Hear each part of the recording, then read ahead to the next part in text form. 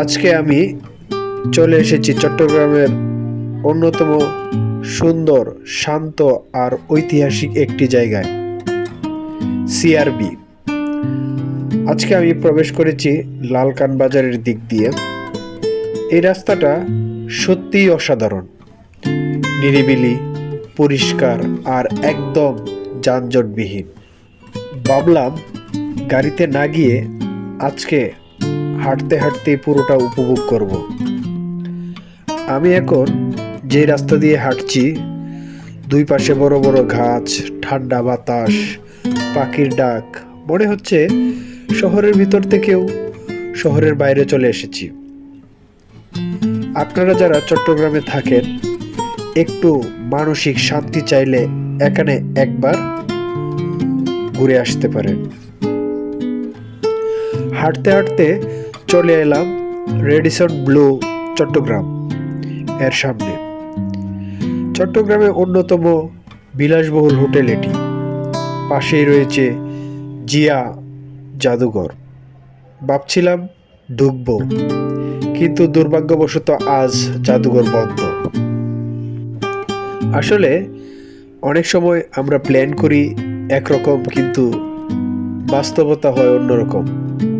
তবু ভ্রমণের মজাটা কমে না।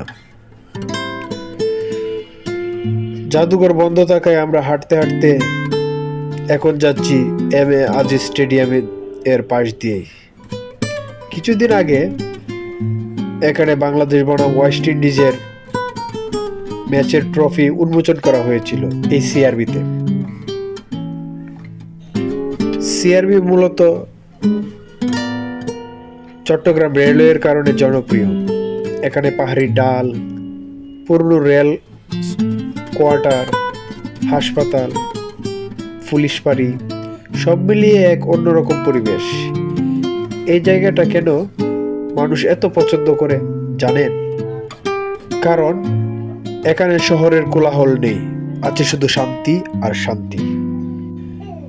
ভিডিও করছিলাম, হঠাৎ সামনে একটা বাইক আর সাইকেলের ছোট্ট একটা দুর্ঘটনা ঘটে যায়। আমি অল্প কিছু মুহূর্ত ভিডিও ধারণ করতে পেরেছিলাম। ভাইরা, গাড়ি চালানোর সময় অবশ্যই সাবধান থাকবেন। একটা ছোট ভুল অনেক বড় দুর্ঘটনার কারণ হতে পারে।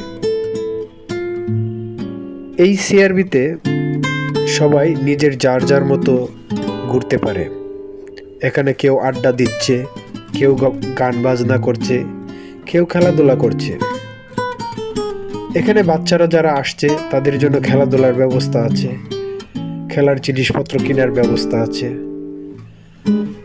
আর আড্ডার ফাঁকে ফাঁকে ফুচকা, চটপটি, ঝালমুড়ি সবই পাওয়া যায়।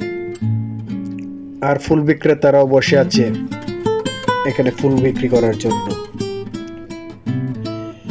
এই শহরে কেউ বড় হয় বয়সে, আবার কেউ বড় হয় দায়িত্বে, কিন্তু সিআরবি সবাইকে একটু সময়ের জন্য শিশু বানিয়ে দেয়। বিকেলের সোনালি আলো যখন পাহাড়ে গায়ে পড়ে, মনে হয় জীবনটা আসলে খুব বেশি জটিল না, শুধু একটু সময় দরকার নিজের জন্য। আজকে আমি প্রবেশ করেছিলাম এই সিআরবিতে লালকান বাজার দিয়ে। হাঁটতে হাঁটতে সব ঘোরার শেষে এখন বের হচ্ছি কদমতলির এদিক দিয়ে।